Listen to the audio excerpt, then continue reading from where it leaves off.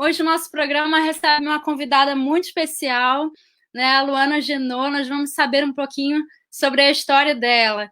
Mas antes eu queria dizer que estamos muito felizes, né, por esse programa, né, pelo sucesso que ele tem sido, né, tem sido um sucesso, tem sido uma prática muito exitosa, né, vinda por conta dessa pandemia, mas que acabou sendo um projeto que veio para ficar. Então, mesmo que nós voltássemos, né, a ativa, né, nas escolas, o projeto continuaria. Então, sejam bem-vindas. Agora, eu queria chamar o nosso aluno Rodrigo, né, o nosso representante dos alunos aqui no programa. Seja bem-vindo, Rodrigo, tudo bom? Tudo. E aí, vamos cantar? Só que antes de você cantar, Rodrigo, eu queria chamar uma pessoa aqui que veio para te dar uma mensagem. Só que ela ainda não está aqui. Enquanto isso, rapidinho, segura um pouquinho antes de cantar. Eu queria dar boas-vindas para os nossos alunos também, que têm começado a chegar, ó, Vitor Hugo Costa. Queria sinalizar para a pessoa que ela já pode entrar aí no link do StreamYard, tá? O aluno Vitor Hugo já chegou, né?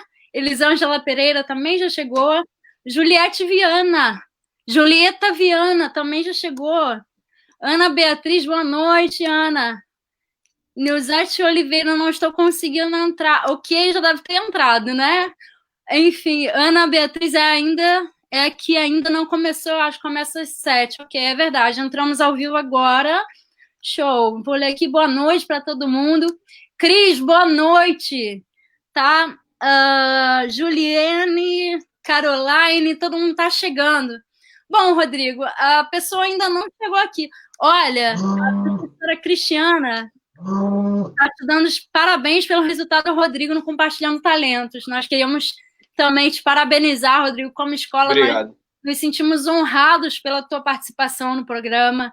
Nós lutamos juntos por isso, né? Estamos juntos com você. A história não terminou aqui, tá? A gente tem muito caminho para andar, Rodrigo. Vamos te colocar o máximo que a gente conseguir aí para atingir o teu objetivo, né? Que é cantar, compartilhar o teu talento de fato na vida, né? Com as pessoas, com o mundo, mostrar o teu talento para que você brilhe, né? Então vamos lá. Professora Alessandra Leonardi, atenção, queridos alunos, não esqueçam de postar seu nome e sua turma. Boa noite, professora Augusta. E nada do professor chegar, ok? Rodrigo, nosso campeão aí, professora Alessandra. Thaís, nossa aluna, também já chegou. Vamos chegando, gente, vamos colocando o nome. Hoje a entrevista vai ser muito boa, né? Todos os dias tem sido, e hoje não vai ser diferente. Pelo contrário, vamos conhecer uma história incrível, tá? Aqui, já chegou o nosso convidado, aqui, um dos nossos convidados, né? Fala aí, professor Fabiano, seja bem-vindo. Boa noite, Raquel. Boa noite, Rodrigo. Boa noite. Boa noite todo mundo que acompanha a gente em sua casa, que acompanha pelo smartphone, onde quer que esteja. É um prazer estar com vocês de novo aqui, viu? Muita saudade da sala de aula, mas a saudade que a gente não consegue matar presencialmente, a gente mata aqui no virtual mesmo, viu? Obrigado pela oportunidade de estar com vocês mais uma vez. Obrigado, professor Alessandro. Professor Fabiano, perdão. Você queria falar com o professor Rodrigo, desculpa. Com o Rodrigo. Vamos lá. Eu queria transmitir aqui uma mensagem de otimismo. Eu quero transmitir aqui uma mensagem de parabéns, viu? O Rodrigo Ferreira, nosso aluno do Leonel Azevedo, ele ficou entre os 5 finalistas do concurso Compartilhando Talentos da Secretaria de Educação. Então, Rodrigo, você está entre os 5 maiores talentos musicais entre todas as escolas públicas estaduais do Rio de Janeiro. Não é pouca coisa não, Rodrigo. Isso é coisa pra caramba. Você não ficou entre os 3 primeiros colocados, mas para mim, você é o grande campeão. Porque só quem está contigo pertinho, que a gente sabe o que você passou para chegar onde você chegou. Só a gente que te conhece mais de perto sabe a dureza que é no dia a dia, o leão que você mata todo dia para conseguir esse resultado, viu, Rodrigo? Só a gente que sabe. E você sabe melhor do que todo mundo. Eu quero te dizer que esse, pra gente, é um grande passo que você dá. Você ficou entre os 5 grandes finalistas. Parabéns, viu? Agradeço também a todos os colegas, Obrigado. A comunidade escolar que apoiou. Os professores fizeram mutirão. Teve aluno fazendo grupo de compartilhamento também. Teve gente votando em você de tudo que é lugar do Brasil e até no exterior, Rodrigo. Verdade. Eu quero que você aproveite essa oportunidade, agarre e siga o caminho que Deus lhe colocar. Parabéns, viu? Obrigado. Obrigado pela oportunidade de estar dando os parabéns para você. Obrigado. Obrigada, professor Fabiano. Rodrigo, vamos cantar agora, então? Vamos lá?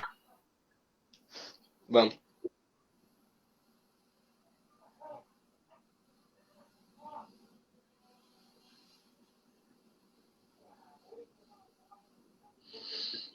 Só um instantinho, calma aí. Tá bom. Ao vivo é assim, né? Ao vivo é assim, não tem jeito. Ao vivo não tem ensaio, fazer na hora.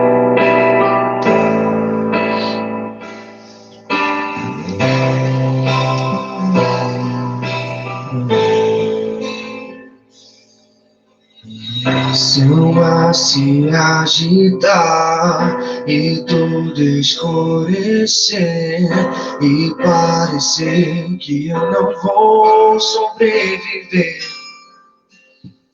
se o meu coração sente que é o fim, eu vou manter meus olhos firmes no Senhor. Circunstâncias não alteram as promessas do Senhor. Tudo contribui para o meu bem. Céus e terras vão passar, mas o meu Deus não falhará. Seu amor brilhará e sempre cuidará de mim. Nada temerei, eu sei que não estou sozinho. O Todo-Poderoso é o meu amigo. Sua voz acalma o mar, faz milagre acontecer. Posso crer e descansar em Deus.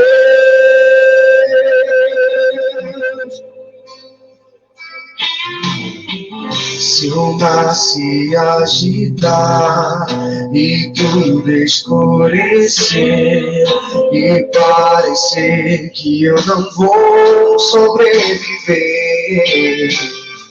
se o meu coração sentir que é o fim, eu vou manter meus olhos firmes no Senhor.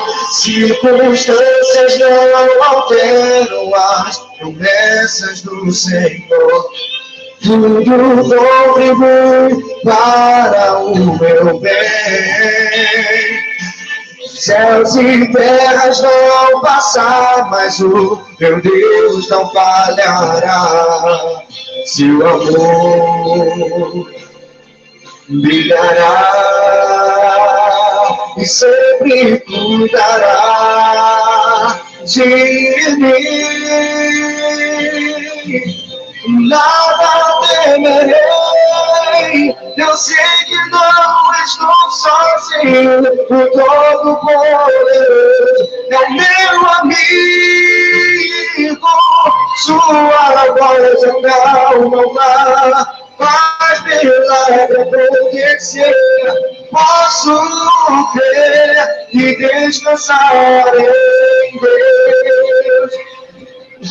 Nada temerei, eu sei que não estou sozinho. O Todo-Poderoso é o meu amigo. Sua voz acalma o mar, faz milagre acontecer. Posso crer e descansar em Deus. Muito bom, Rodrigo. Muito obrigada e muitas mensagens de carinho para você, tá? Depois você dá uma olhada com mais calma aqui, mas são mensagens de carinho, né? Falando, reconhecendo o teu talento, que de fato é inegável. Então, mais uma vez, te parabenizamos, Rodrigo, como escola, né? Como Obrigado. Colégio Estadual Leonel Azevedo, nós nos sentimos muito orgulhosos por ter você com a gente, né? Por ver você compartilhar o seu talento, você florescer na sua habilidade, né? E que você continue seus estudos, né? Cada um de nós tem habilidades, né? Tem uma habilidade específica, mas isso não quer dizer que a gente não deva também aprimorar as outras habilidades, né? E aí, hoje nós temos uma convidada muito especial, né? Que ela tem também superabilidades aí. Então vamos chamar agora, Rodrigo, continua com a gente. Você é o representante dos alunos oficial do nosso programa, né? Então vamos chamar agora a Luana Genô aqui, essa pessoa que eu conheci, nossa, e virei fã. Peraí, vamos lá. Luana, boa noite, Luana. Opa, teu microfone tá mutado. Não te ouço. Aquelas coisas da internet, né?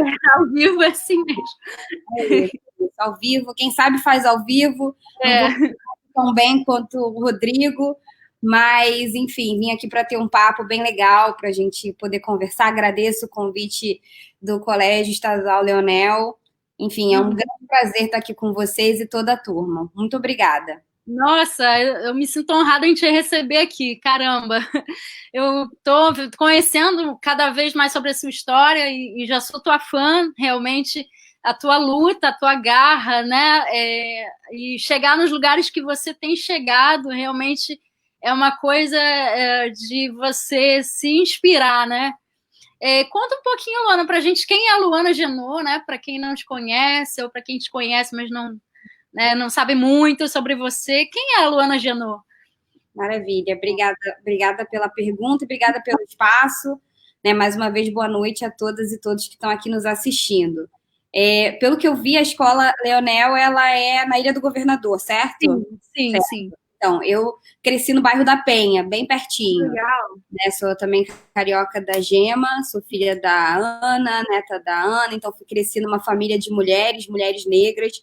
Fui a primeira mulher negra da minha família a me formar no ensino superior e logo depois fiz um mestrado em relações étnico-raciais, né? E também quero encorajar o Rodrigo para continuar nessa jornada, estudando e se fortalecendo, né? Obviamente, cantar, podendo conseguir estudar, melhor ainda, eu acho que esse é o caminho para a gente poder abrir novos caminhos, não só para nós mesmos, mas para outros. Bom, a Luana Genô, essa pessoa que vos fala, eu sou mãe da Alice também, de 2 anos de idade, diretora executiva do IDBR, Instituto de Identidades do Brasil, que está aqui em Botafogo, mas a gente atua em diversas partes do Brasil, falando sobre igualdade racial no mundo corporativo. Mas o que é isso, né, afinal?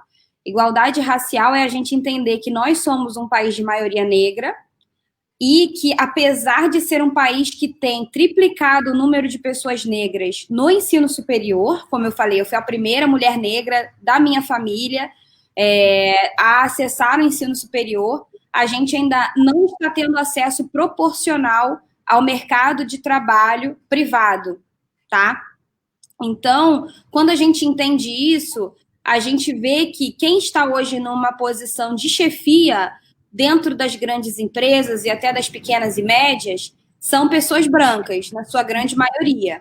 Verdade. E isso faz com que a gente entenda que aquele cenário ideal que a gente imagina, né, se eu estudar eu chego lá, não é a realidade do mercado de trabalho, porque muitas vezes, por mais qualificado que você seja, você pode ser julgado pela sua cor de pele ou cabelo.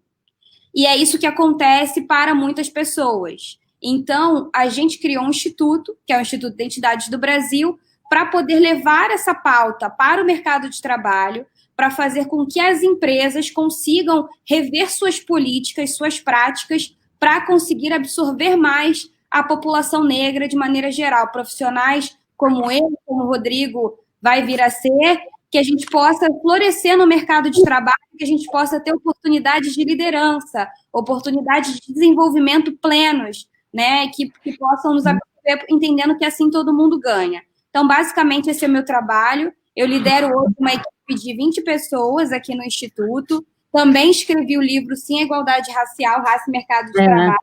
Esse livro é maravilhoso. Esse livro aqui, esse aqui está até um pouquinho mais gasto, porque eu leio ele muito, então eu preciso revisitá-lo sempre. Eu lancei ele no ano passado. Tive a possibilidade de entregar, inclusive, um exemplar para o ex-presidente dos Estados Unidos, o Barack Obama.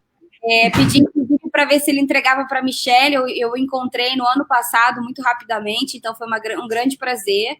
E a gente tem feito um trabalho de treinar as empresas para falar sobre igualdade racial e estabelecer suas políticas. Então, a gente tem 3 pilares, que são empregabilidade, para poder mover essas culturas das empresas, que são culturas racistas, como o nosso próprio sistema é.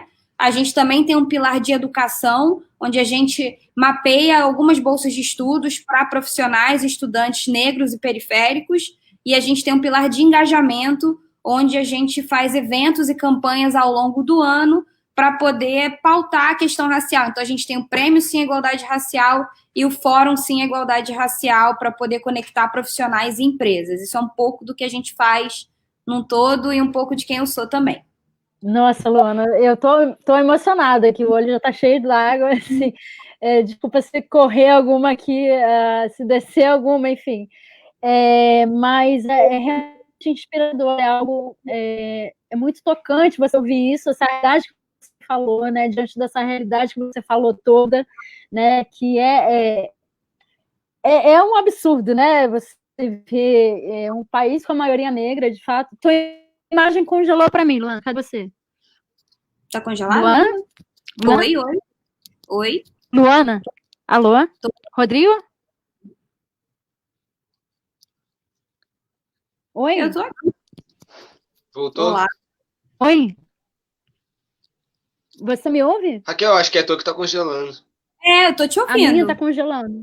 Ah, sim. Ah, tá. Eu fiquei sem vocês congelaram para mim. Eu acabei... Nossa, eu tô muito encantada, enfim. Voltando, então, a questão ok, a Luana é essa pessoa... E profissionalmente, né? Quem é a Luana? A tua graduação, né? Teu mestrado, como é que foi isso? O que você é, no caso? Você é uma publicitária, na graduação você fez o que mesmo? Só para reforçar aí, nossos alunos que estão prestando vestibular, fala um pouquinho dessa tua formação acadêmica, um pouquinho mais, para o pessoal...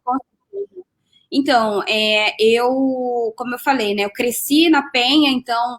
Durante o ensino médio, por exemplo, eu cursei no Cefet em Nova Iguaçu, e eu devo muito da minha base acadêmica ao ensino público, né? Então, eu cresci, enfim, dentro da escola pública na parte do ensino médio, então, para mim, foi fundamental. E depois, eu fui estudar na PUC do Rio, eu passei no vestibular com bolsa, ali na época que a PUC começou a ter programas de ações afirmativas, então eu acho que aqui vem já um recado que eu acho super importante. Cota não é favor, cota é direito, né? Cotas e ações afirmativas, então você que está pretendendo prestar o vestibular, você que está pretendendo entender como é que você vai direcionar a tua carreira, talvez para uma universidade pública ou particular, saiba que você também tem direito a cotas, porque cotas é reparação histórica, né? A gente está falando de lei e de um direito seu, por entender que a gente está num sistema absolutamente desigual, né? E como eu falei, não é um sistema que a gente diz, eu saio e eu chego lá. Tem diversas barreiras no meio do caminho e cotas é um direito que você tem para poder acelerar a possibilidade de você ter acesso a uma oportunidade, como eu tive também. Barack Obama, Michelle Obama são também frutos de cotas e de programas de ações afirmativas, de bolsas de estudos, então faça uso dessas ferramentas, sim, para que isso possa acelerar sua vida acadêmica, profissional, enfim. E aí, enfim, eu estudei no Cefet, depois eu fui para a PUC do Rio como bolsista integral lá, cursando publicidade, fiz o curso de comunicação social, e escolhi publicidade. Acho que esse também é um outro caminho, em termos de academia, que é importante ser colocado, porque comunicação é um mundo, né? E aí, quando eu descobri isso, eu entendi que eu tinha 3 possibilidades no curso da PUC, por exemplo, de ou ir para publicidade, ou ir para cinema, ou ir para jornalismo. E aí eu escolhi publicidade porque eu já tinha tido um histórico, enfim, eu fui modelo de passarela, e aí eu queria muito poder ajudar a construir novas narrativas para mulheres negras dentro da publicidade, né? Então, com isso, eu entendi que eu deveria direcionar a minha carreira mais para o campo da publicidade, porque era onde meu coração batia, né? E eu gosto muito de falar, acho que já deu para perceber. E aí eu entendi que dentro da comunicação, a publicidade, ela de fato me tocava muito, não só como uma via profissional, mas também pessoalmente com essa possibilidade de construção de novas narrativas, né? Que a gente vê na mídia, enfim. E aí, no meio dessa graduação em publicidade na PUC, como bolsista, que eu falei, eu fiz parte do programa Ciência Sem Fronteiras. Fui bolsista da CAPES, e aí consegui uma vaga para estudar no Ciência Sem Fronteiras. Para quem não sabe, o Ciência Sem Fronteiras foi um programa do governo federal que dava bolsas de graduação sanduíche, ou seja, você cursa parte da sua graduação fora do país para você voltar e aplicar o que você aprendeu no seu país. Então, eu fui estudar na Universidade de Wisconsin, Madison, em 2012 a 2013. Nessa época, eu fui voluntária da campanha do Barack Obama para poder justamente aprender mais sobre representatividade na política, no mercado de trabalho, nessa época. Então, foi super importante para mim como uma atividade. E nessa época eu também trabalhei numa agência de publicidade em Chicago, nos Estados Unidos. Isso me ajudou também a aprimorar meu inglês, enfim. Aí, quando eu voltei, eu comecei a pensar o que eu queria da minha vida profissional.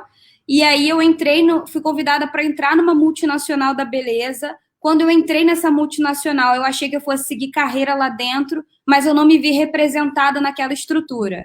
E aí, quando eu não me vi representada naquela estrutura, eu falei, eu sou melhor que ela, eu preciso abrir novos caminhos e novas possibilidades para que a gente possa se ver representada nessa estrutura, porque a gente não precisa se dar valor, sabe, professora? Com certeza. Então, eu acho que eu falei para mim mesma, eu preciso mostrar que a gente pode ter mais pessoas negras representadas nessa estrutura, eu posso levantar minha voz em prol disso, e aí eu saí dessa multinacional, que era um lugar de conforto profissional, né, para abrir o IDBR, o Instituto de Identidades do Brasil, e falar sobre raça e mercado de trabalho.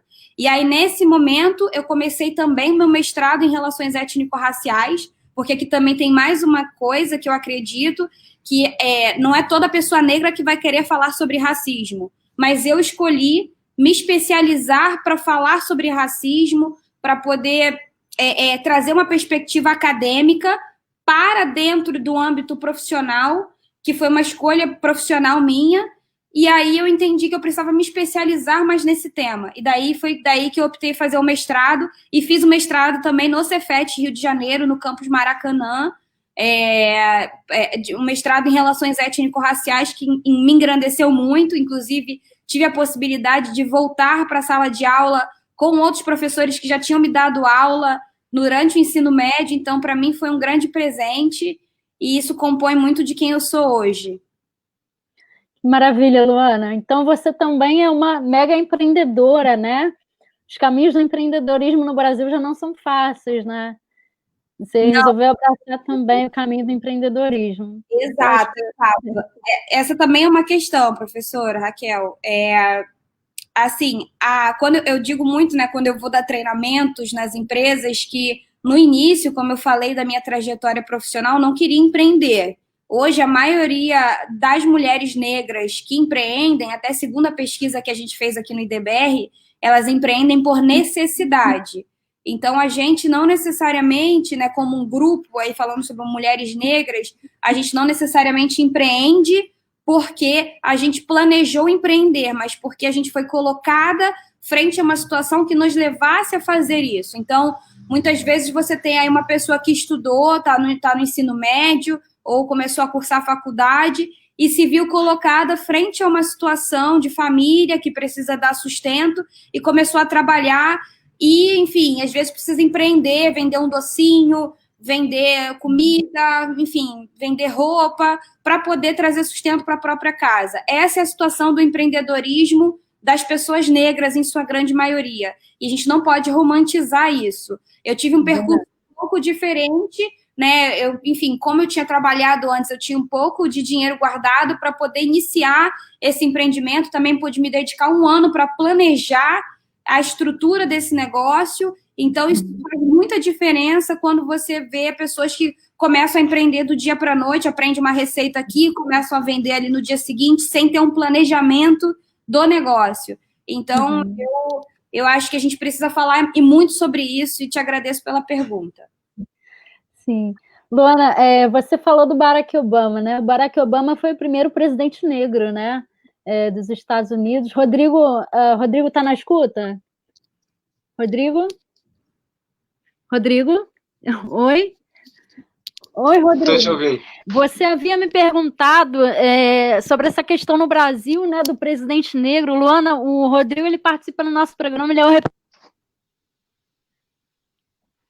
Não estou ouvindo.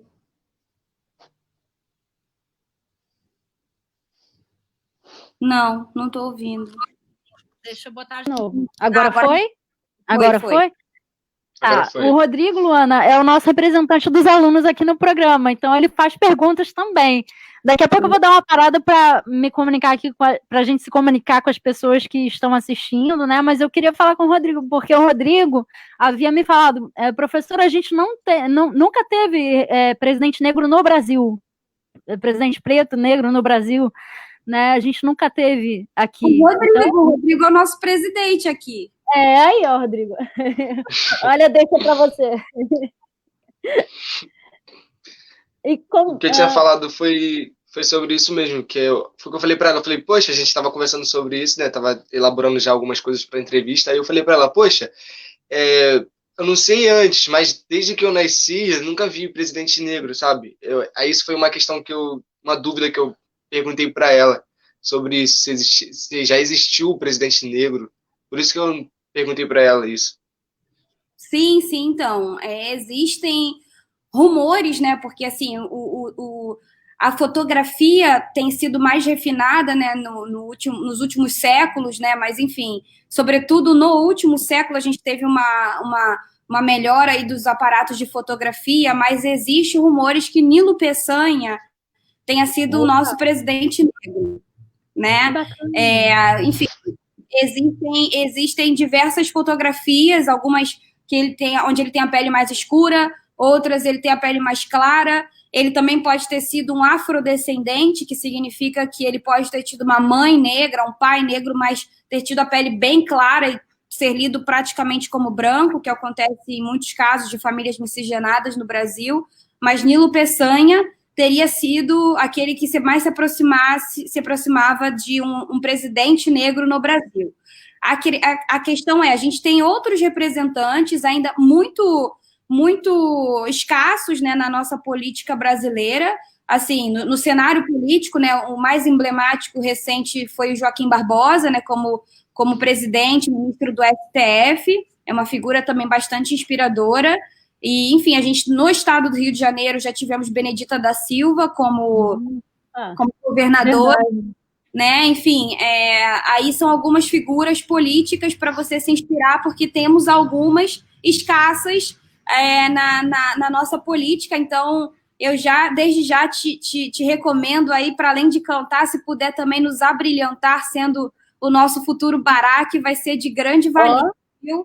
Então, eu acho que seria uma honra para a gente, para o nosso país, ter um representante aí da Escola Leonel representando o Brasil também, enfim, na presidência ou na Câmara, no Senado, enfim, onde você puder estar, nos represente. Eu acho que isso é muito importante mesmo, do que você tocou, e a gente está carente dessa representatividade, apesar de sermos maioria. Então, gente, vamos ler um pouquinho aqui os comentários. Já tem algumas perguntas, Luana, para você, né? Eu queria só lembrar quem está assistindo aqui em sala de vídeo que a gente só tem acesso aos comentários feitos no link original, tá? Da página Entrevista Leonel, lá do Facebook. Então, se você quer comunicar com a gente aqui, fazer alguma pergunta ao vivo, você precisa ir no link original da página Entrevista Leonel, lá no Facebook, ok? Então, vou ler de trás para frente, como eu tenho acostumado fazer. O Joel César falou, o senador Paim é um bom exemplo de representante negro no parlamento. Com certeza, eu conheço o senador Paulo Paim, que inclusive redigiu, né, ajudou na redação do Estatuto da Igualdade Racial. É um ótimo exemplo, Joel. A Nilzete Oliveira, Nilo Peçanha, o primeiro negro presidente do Brasil, 1867 a 1924, achei na internet, ó. Na internet já afirma que ele é negro, que realmente foi um presidente negro. Em falar nisso, Luana, agora uma pergunta pessoal em relação a qual termo você costuma preferir usar no dia a dia e o que você pensa sobre essa escolha dos vocábulos. Você prefere preto ou negro? Ou tanto faz? Essa, na verdade, era uma questão que a gente lida muito aqui no Instituto, mas eu também tenho uma questão para vocês, né? Como professor, e é uma coisa até que a gente está tentando trilhar aqui no Instituto. Como é que vocês lidam com essa pauta dentro de sala de aula, né? Também uma pergunta que eu tenho, se vocês precisam de apoio e suporte nesse tipo de assunto, né? Enfim, aí eu vou responder e também queria ouvir de vocês, porque é uma coisa que super nos interessa saber, até para a gente poder unir forças nesse aspecto da educação racista. Bom, nós aqui no Instituto de Identidades do Brasil, a gente usa os termos delineados pelo IBGE, até por acreditar que eles também foram frutos, foram conquistas, né, de movimentos sociais, como os movimentos negros, que cunharam os termos preto e pardo para poder falar sobre população negra, né? E aqui eu tenho até na minha blusa, não sei se vocês veem, preto, que seria... Tá lindo, nossa, lindo. Que seria pessoas de pele mais escura, né? São negros de pele escura, e os pardos, que seriam os negros de pele mais clara. Então, essa divisão foi feita justamente para a gente identificar aquilo que a gente chama de colorismo. Colorismo é popularmente conhecido como degradê do racismo, que é esses comentários que a gente ouve, por exemplo, até que, por exemplo, o cabelo da fulana não é tão ruim quanto o da cicrana, né? Então, por exemplo, quando eu digo que um cabelo cacheado é menos ruim do que um cabelo crespo, isso é racismo, né? Com certeza. É como se a gente criasse uma régua de quanto mais claro é a cor de pele, se a cor de pele for mais bem aceito, quanto mais claro for os seus olhos, mais bem aceito você é. O quanto menos crespo for o seu cabelo, mais bem aceito você é. Isso faz parte do racismo. E é por conta disso que muitos de nós, inclusive, tentamos mudar para podermos nos encaixar nesses padrões, né? Às vezes a gente alisa o cabelo, às vezes a gente muda a cor dos olhos ou passa cremes clareadores na pele.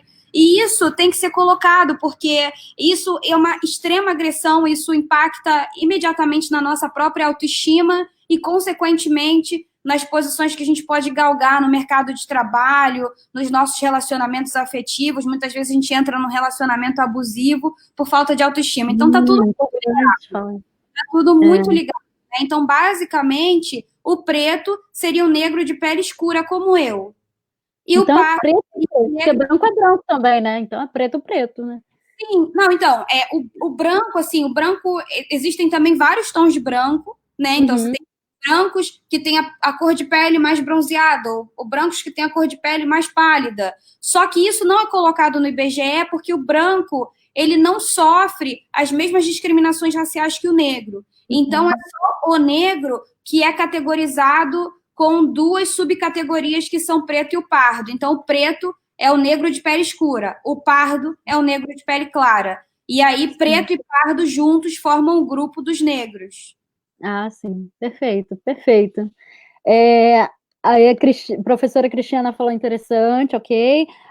Julieta Viana, foi sim, Nilo Peçanha é de Campos dos Goytacazes e era negro aqui, mais uma falando acerca do Nilo Peçanha aí. Mas, professora, responde, como é que você tem tratado isso dentro da sala de aula? Eu especialmente? Eu tenho muitos alunos pretos, porque a minha regional é de Espia, né? E é outra realidade que a gente precisa enxergar também, né?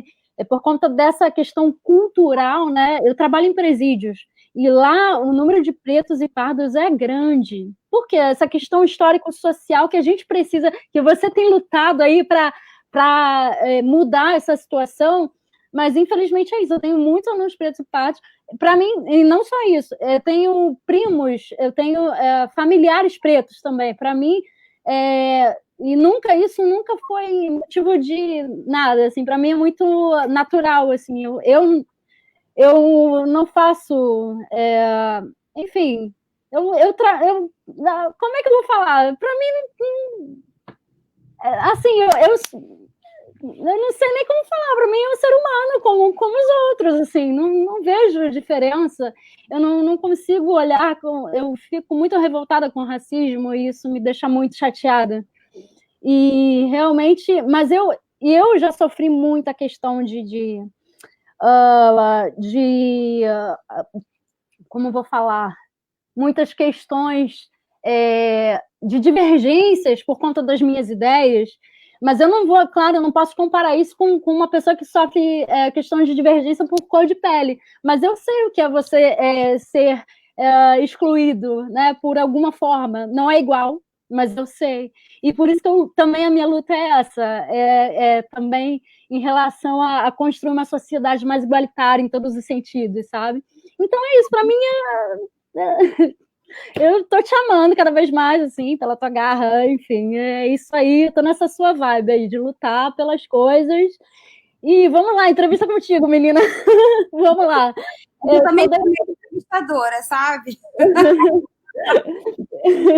Vamos lá, a professora Tatiane, minha colega de trabalho, né, no presídio. Luana, gostaria de saber se há algum projeto seu nos presídios, já que tem lá uma parceria enorme de pessoas negras e pobres, o que eu falei, e que também precisam de ajuda. Aí ela está falando justamente sobre isso, Luana. Total. Então, a gente obviamente reconhece que esse projeto de aprisionamento de pessoas pretas e pardas, né, ou seja, pessoas negras, ele é um projeto, né, que tem acontecido desde do pós-abolição, né, de você, de fato, por exemplo, criminalizar a capoeira, você criminalizar as pessoas que estavam na rua, né, você teve leis para prender os vadios, enfim, vadios lidos como aqueles que não tinham onde morar, né, que consequentemente eram os escravos recém-libertos, os escravizados recém-libertos. Então, esse já é um projeto, né, institucional de colocar pretos e pardos dentro da cadeia.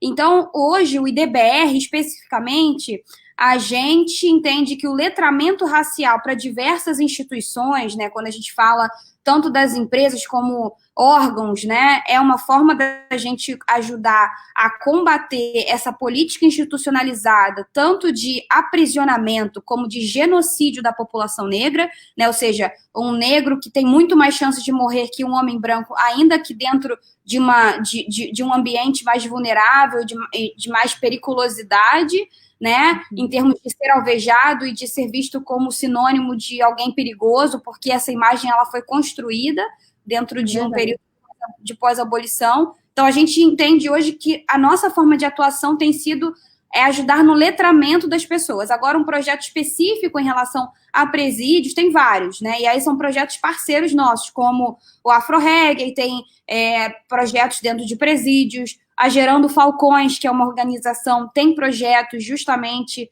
para tratar com a situação, com a população que está ali em situação do pós-encarceramento, né, ou seja, de reinserção profissional após você sair da prisão. Então, tem uma série de projetos, como esses dois que eu mencionei, que tratam dessa temática especificamente com essa população. E nós entendemos que a gente tem ajudado no letramento para justamente combater essas políticas massivamente colocadas contra a população negra.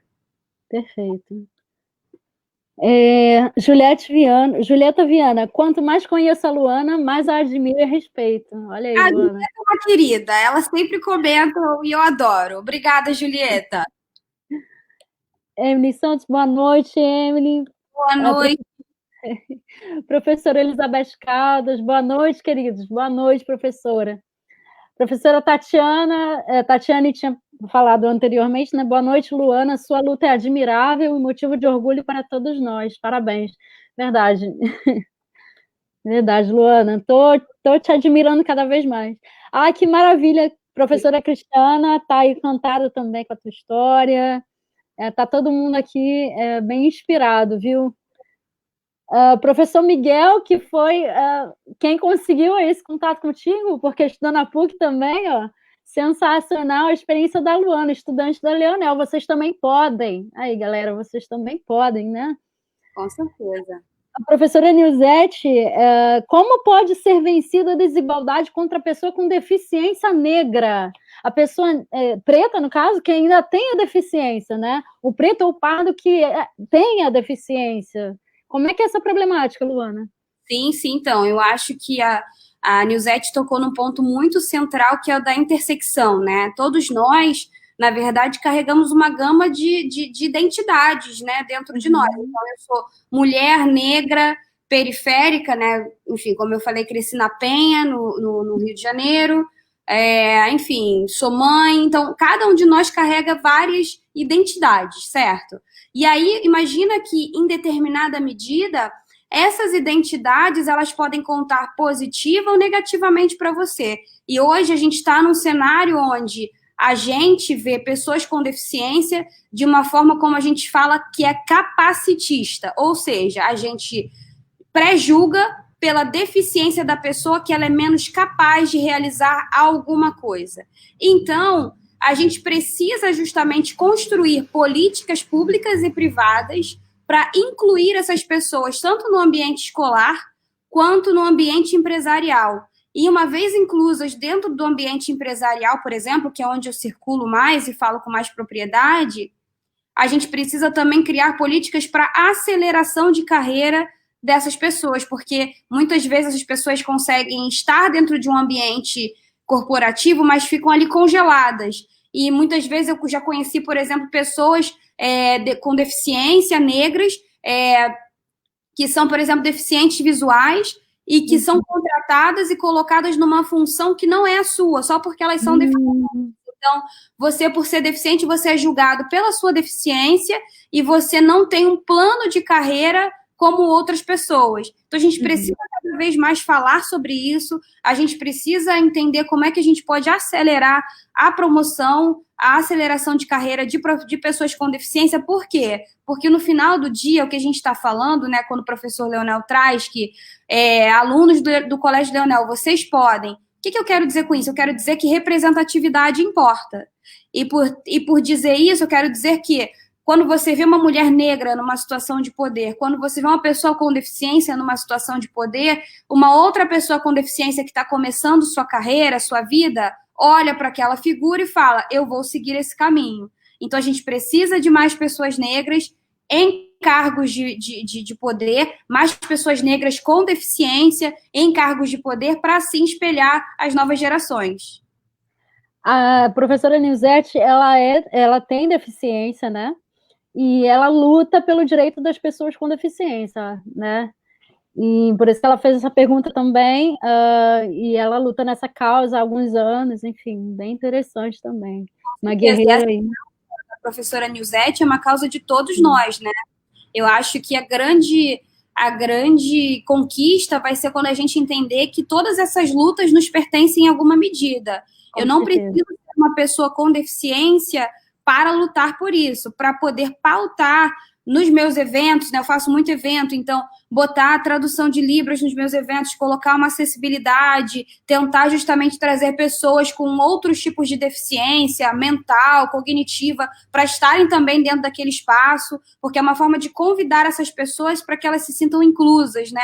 Então, essas pautas têm que também estar nos nossos calendários, ainda que a gente não faça parte desses grupos. Então, a mesma coisa para a população branca. Você não precisa ser uma pessoa negra para entender o que é o racismo no Brasil. Exatamente. É uma luta de todos, né? É questão de empatia, né? Você olhar para o outro e tomar aquilo para si, né? Total. Jeane Andrade deu um olá. Olá, Jeane. Marli, não consigo ver o que Marli escreveu. Fabiano, como vencer essa luta desigual contra o racismo velado e não velado, Luana? Sim, então, Fabiano, particularmente, eu sempre pergunto sobre velado para quem? Para mim é sempre muito evidente, né? Enfim, quando eu circulo dentro das empresas e vejo que a pessoa que está servindo café, e aqui, de novo, né, eu não estou falando contra a pessoa que está servindo café, mas só ter pessoas negras servindo café mostra que ali tem alguma discrepância, né? Então, é basicamente isso que a gente precisa se atentar. Para mim, é muito nítido quando eu chego nos espaços que são considerados elitizados, né? Aqui na Zona Sul do Rio de Janeiro, né? Nos restaurantes, enfim. É muito nítido ver quem está servindo e quem está servindo e quem está sendo servido. Então, para mim, é super evidente. Eu chego logo e já pergunto, peço para o chefe ali do restaurante para saber o que você está fazendo para reduzir isso, enfim, porque para mim é muito evidente. Então, particularmente, eu, Luana, como uma acadêmica, assim como o professor Leonel, com quem eu tive o prazer de conviver ali durante o mestrado em relações étnico-raciais, enfim, a gente precisa questionar isso, a gente precisa entender que, assim, não está tão velado. Eu, particularmente, refuto um pouco o termo velado. Eu acho que é bastante evidente e a gente precisa combater. Agora, quais são os termos que eu uso, só para poder dizer? Eu substituo esse racismo velado pelo racismo estrutural.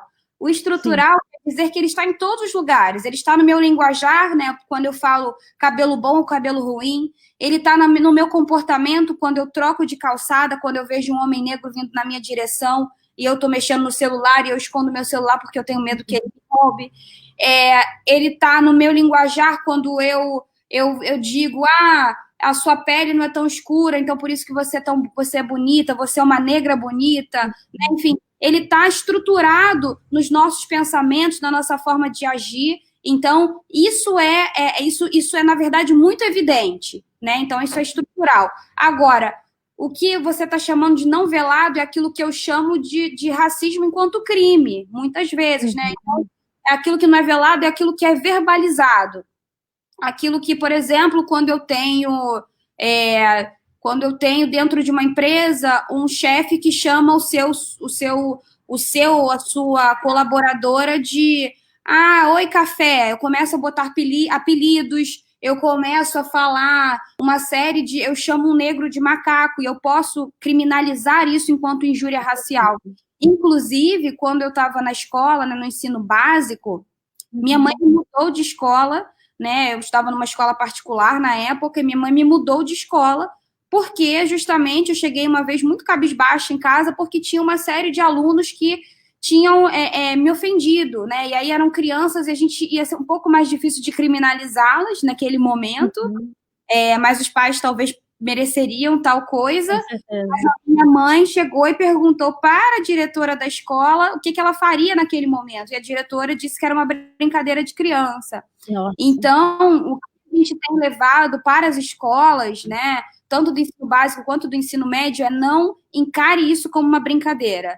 Racismo é crime, a gente precisa trazer esse assunto à tona, apesar da gente querer ver as pessoas de modo igual, a sociedade não vê, a gente não está falando sobre comportamentos individuais do eu não vejo pessoas diferentes, mas de como a sociedade vê, de como isso é encarado pela sociedade. Então, a gente não começa uma discussão sobre políticas antirracistas com eu não sou racista. A gente entende que nós, como sociedade, reproduzimos o racismo todos os dias no nosso linguajar, na nossa forma de pensar, porque a gente foi ensinado sobre isso, né? Então, basicamente, o que eu quero trazer eu não creio que isso seja velado, eu creio que a diferença está no que é estrutural e naquilo que pode ser criminalizado, ou seja, eu posso levar para a delegacia uma pessoa que me ofendeu na rua, eu posso filmar aquilo e posso criminalizá-la. E isso seria aquilo que é verbalizado. E aquilo que é estrutural vem do dia a dia, vem das piadas de família, vem dos comportamentos, e a gente precisa mudar na nossa mentalidade. É assim que eu encaro. Com certeza, Luana. E aí eu lembro agora que você perguntou em relação a vocês, professores, eu falei de mim, mas eu não sei como os meus colegas professores lá do Leonel, porque assim, no Leonel eu cheguei há pouco tempo. E, na verdade, eu não tive uma convivência física lá, né? Eu estou aqui pelo online, eu estou pelo Google Classroom, né? Foi logo nesse momento que eu cheguei à escola. Então, eu não sei como os meus colegas encaram essa questão. Vocês dão algum, independente da forma que seja, eu já lhe pergunto, vocês dão algum tipo de formação para as escolas nesse sentido? Sim, a gente está começando agora. A gente começou com algumas escolas particulares que tiveram casos notórios, né, de racismo dentro de sala de aula, e a gente está num projeto de expansão desse tipo de formação para professores de escolas públicas, e é por isso que nos interessa muito se há algo que a gente possa levar enquanto temática que interesse a professores. Então, a gente está no momento de diálogo, né, para tentar ajudar na formação de professores, ajudar na construção dessas informações de maneira a complementar o que já é dado em sala de aula em relação a uma educação antirracista. Quer dizer, como é que você leva a temática de raça e mercado de trabalho para os seus alunos? Como é que você fala sobre autoestima e mercado de trabalho dentro de uma perspectiva onde o negro ele é absolutamente afetado pela falta de autoestima por conta de uma lógica que colocou ele na lógica de menos-valia, né? Enfim, do menos belo, porque tudo isso faz parte do racismo institucional. E quando a gente descobre essas informações, você começa a querer se descobrir, a descobrir seu cabelo, a valorizar sua pele, porque você entende que foi um processo construído para te sabotar, né? Enquanto grupo. Então, faz sentido colocar essas informações em pauta até para que os alunos consigam se colocar e reconstruir sua autoestima, sabe? Então, a gente está nesse momento e seria super bem-vindo ter o feedback de vocês. E eu tinha falado do professor Leonardo, do professor Miguel, que estudou comigo. Miguel, isso. Não, eu já te digo que nós queremos sim, com certeza. Nós vamos continuar esse contato, sim, depois da entrevista. E eu queria te perguntar, quem for de uma escola, outras escolas, né, e quiser também essa formação para as suas escolas, é só fazer o quê? Então, a gente ainda está em processo de abrir a gente tem no site simaigualdaderacial.com.br, a gente tem um EAD, você vai ver ali um EAD, que é um EAD que se chama ABC da Raça, para falar justamente sobre os termos de raça, racismo, os termos do IBGE, o que as empresas estão fazendo e tudo isso.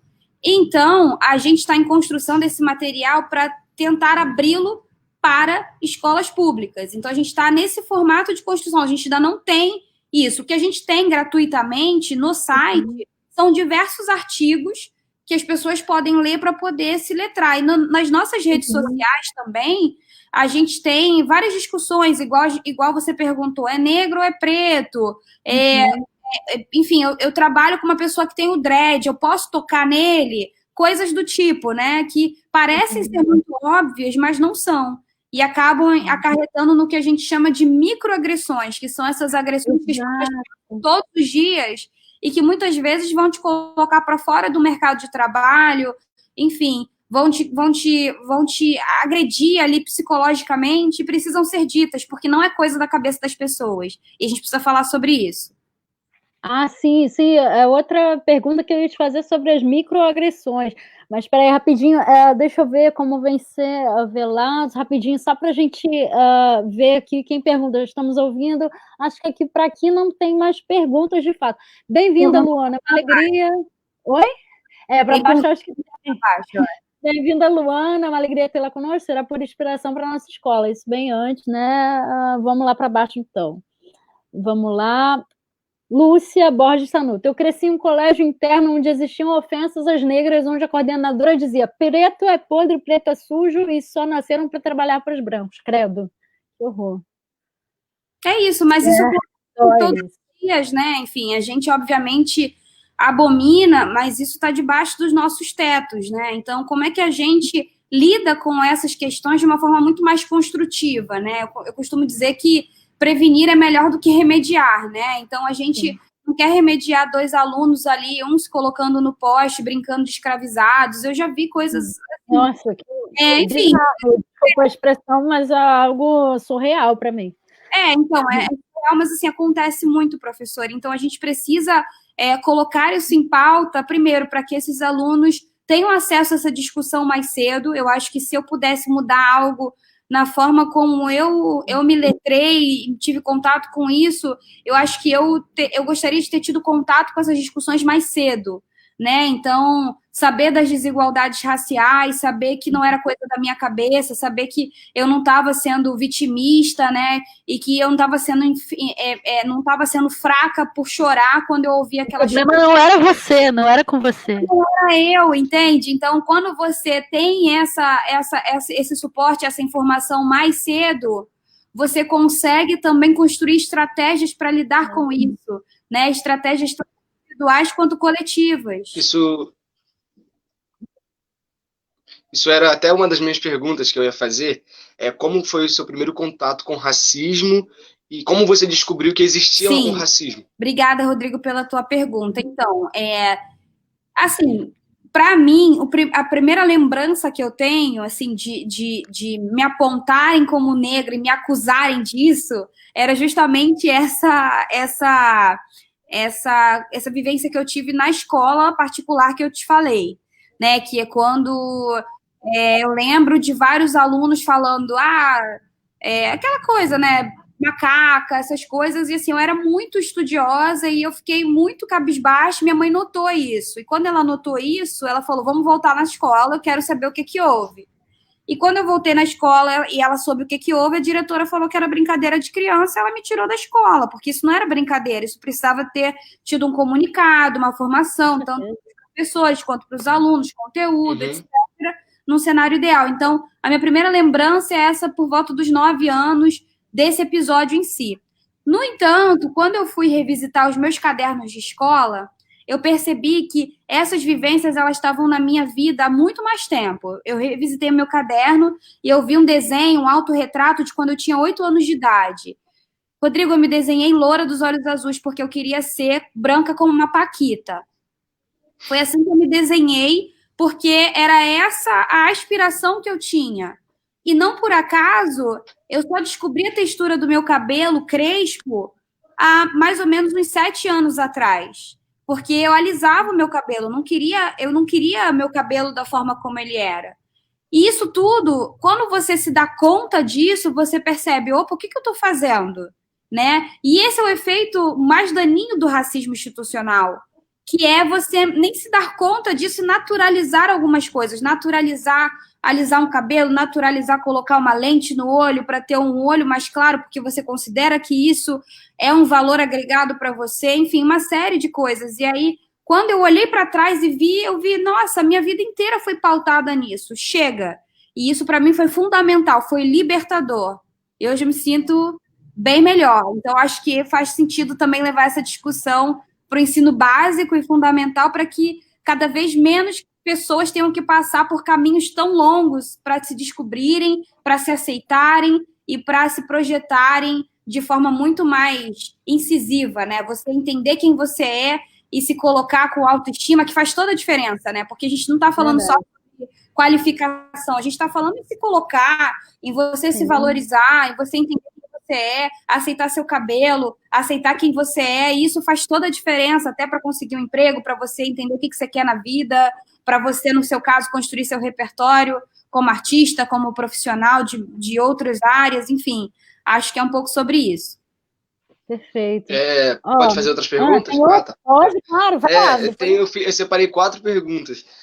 Quem foi a sua maior referência dentro da sua casa? A minha mãe. A minha mãe, claro, a minha mãe. Minha mãe é aquela mulher que me tirou da escola quando viu que era racismo, sabe? Tipo, minha mãe nunca foi militante, minha mãe é enfermeira de um hospital público em Niterói, e ela sempre foi muito humilde, né? Mas, tipo, sempre muito incisiva em saber, olha, filha, não baixa a cabeça, isso é racismo, eu vou te tirar daí. Ela nunca achou que era coisa da minha cabeça, sabe? Ela sempre me apoiou, e ela é minha grande musa, diva, maravilhosa. Outra pergunta. Você tem assim, como inspiração alguma pessoa famosa que você, alguma pessoa negra famosa que você viu e falou assim, nossa, quero pegar essa pessoa como minha inspiração? Ah, tenho, né? O Barack Obama, a Michelle Obama, eu acho que são grandes inspirações para mim, né? Especialmente porque eu fui voluntária da campanha do Barack Obama. Mas, assim, tem tantas outras que são inspirações aqui para mim também, não dentro do âmbito político, mas no âmbito corporativo. Não sei se você conhece a Rachel Maia, que é a CEO da Lacoste, que é uma mulher negra, preta, né? Pele retinta, e ela está à frente de uma das maiores cadeias de varejo do mundo aqui no Brasil. Enfim, tem outras, enfim, do ramo da literatura, como a Conceição Evaristo, enfim, que é uma mulher poderosíssima, com escritas poderosas e super potente. Tem a Jurema Werneck, que está à frente da Anistia Internacional, também da direção executiva de uma organização. Enfim, são alguns exemplos de pessoas que têm mais aparato midiático e aí, enfim, estão fora do campo artístico, né? Eu poderia citar atrizes e atores e cantores que me inspiram muito, mas eu citei propositalmente para você outros ramos que talvez sejam menos evidentes, mas para que você perceba que nós já estamos em todos os lugares, mas a gente muitas vezes não é visto, e eu acho que isso é importante, dar valor e visibilidade para aquelas pessoas que não estão sendo vistas quanto poderiam ser. A última pergunta, para passar para a próxima coisa, já sofreu racismo em alguma entrevista de emprego? Como você falou que já trabalhou antes, aí isso eu gostaria de saber também. Com certeza, com certeza. Então, o racismo, ele é tanto estrutural quanto verbalizado, tá? Então, o estrutural você vai trabalhar aqui com esse cabelo? Entende? Então, tipo, em tese, perceba nesse comentário. A pessoa não me fez nenhuma ofensa, dentro daquilo que a gente entende como ofensa. Porém, quando ela me diz, você vai trabalhar aqui com este cabelo, ela quer dizer que o meu cabelo não é apropriado para aquilo que ela pensou, quer dizer que eu não estou dentro do perfil, tá? Essa é uma coisa. E outra coisa também que é bem engraçada, né? Assim, porque o racismo tem dessas coisas. Tem hora que você precisa rir para não chorar. Acontece muito. Eu assim, dou muitos treinamentos, Rodrigo. Então, eu pego muito avião para ir fazer ponte aérea em São Paulo. Faço treinamentos fora do país também. Então, volta e meia nos Estados Unidos. E, enfim, já fui para o Sri Lanka. Já viajei bastante. E aí, volta e meia, só em São Paulo, só para você saber. Quando eu vou para São Paulo, às vezes eu vou e dou um treinamento num hotel chique. Como é que as pessoas me recebem? Hi, hello, how are you? Tipo, elas começam a falar comigo em inglês, porque elas não conseguem conceber o fato de ter uma mulher negra brasileira no espaço que não esteja limpando o chão. Isso é real. O moço chegou para mim e ele foi atendendo cada pessoa, falando: olá, boa tarde, senhor. Para onde você está indo? Qual andar? Ou, enfim, você está indo para o treinamento X, que geralmente um hotel tem várias salas, né? E aí tem alguém para te direcionar. Ele foi atendendo cada pessoa branca que estava na minha frente, enfim, falando em português. Quando ele chegou para mim, ele falou: hi. Aí eu falei: por que você está me tratando em inglês? Aí ele foi e falou: porque eu não podia imaginar que você era brasileira. Eu falei: por que não? E aí eu fui tentando colocar isso na mente dele, né, na consciência dele, sobre o quanto aquilo fazia parte do racismo estrutural, né? Era tipo, cara, as pessoas que eu vejo nesse ambiente, que estão aqui, como não são, as que são como você, ou elas estão na cozinha, ou elas estão no banheiro limpando. Como assim você vem dar treinamento, né? Então, isso faz parte do racismo estrutural, e a gente precisa dar nome a essas coisas, que às vezes a gente acha que é coisa da nossa cabeça, mas com certeza outras pessoas que estão nos assistindo ou vão nos assistir também já passaram por situações semelhantes, cada uma dentro das suas realidades, e não é coisa da nossa cabeça. Então, eu passei já muito por isso, e passo ainda, e também já tive do tipo, você é muito escura para esse trabalho. Nossa. Né? Então, isso aconteceu também. Então, só para você ter uma ideia dos níveis, né? Em alguns níveis, isso poderia ser criminalizável, né? Você é muito escura para esse trabalho, eu poderia ter levado a uma instância criminal, querer denunciar isso com um BO, né? Um boletim de ocorrência numa delegacia, não fiz, mas eu recomendo fazer. Como também, como eu te falei, a questão do hotel, a questão do cabelo, né? Enfim, que são da parte da estrutura que eu também coloquei para você. É isso. Nossa, Luana, achei muito séria essa questão, né, da pessoa falar com você em inglês no hotel, pensando que você não era brasileiro. Eu achei extremamente sério isso, muito sério. Essa questão. Direto, professora, direto. Rodrigo, a Luana me colocou aqui na Berlinda, eu vou colocar você também. E você? Você já teve alguma situação? Como você enxerga isso? Você já teve situação de racismo? Já sofreu isso? Não, por mais que seja engraçado, eu nunca sofri, graças a Deus. Mas eu acho que isso é algo que tem que acabar. E isso é algo que foi construído há muito tempo. E graças a Deus, hoje em dia, a gente tem cada vez mais e mais lutado contra esse tipo de situação. E a gente até falou sobre, na outra live, calma aí rapidinho, sobre eu passava secador no meu cabelo, né, para deixar um topete, e eu deixei cachear dessa vez. Aí na outra live, a gente até fez uma live com uma mulher sobre também sobre as coisas relacionadas aos negros. E eu parei tava lá no mercado, né, e comecei a ver sobre cremes, né. Aí eu falei, caraca, isso aqui vai muito além. A gente já tinha falado na outra live, eu falei, cara, isso aqui vai muito além de um creme só. Isso é uma conquista muito grande, sabe? Porque, cara, foi como você falou, o padrão é um cabelo liso, é uma pessoa branca, sabe? E isso hoje em dia a gente tendo acesso a esse tipo de coisa, é incrível, né? É uma conquista muito grande. E a gente até falou isso na outra live, não foi, Raquel? Sobre isso. Foi com nem lembro o nome dela, esqueci o nome dela. Que tava na outra live com a gente. A nossa atriz que foi entrevistada. Sim, isso. E aí ela falou sobre isso, eu acho muito importante. E foi como você falou, as pessoas que quase não é vista, e é muito importante a gente dar ênfase e demonstrar essas pessoas para o mundo, porque é muito importante mesmo. As pessoas têm que se sentir que temos que lutar pelos nossos direitos e que existe racismo mesmo. E é isso aí. Acho que é uma luta que a gente tem que continuar e vamos embora para frente. Com certeza. Boa. Estamos juntos. Eu acho que, inclusive, só também complementando a tua fala, Rodrigo, assim, quantos anos você tem? Desculpa te perguntar. 19. 19. Quando eu tinha 19 anos, há pouco mais de 10 anos atrás, eu também tava assim, tipo, cara, será que eu já sofri isso e tal? Porque tem coisas que a gente não necessariamente traz na mente, tá? E aí, tipo, eu percebi, né, com o tempo, obviamente, né, enfim, você vai pensando, juntando um ponto com outro, e você vai vendo que, tipo assim, cara, quando eu saio na rua e vejo que a população que tá pedindo dinheiro na rua, a população que tá presa, se parece comigo, aquilo é uma mensagem, né? Então, tipo, quando a gente tá falando sobre estrutura, a gente tá falando que não se trata só da nossa própria história. Sim. A gente está falando que é como isso está desenhado, né?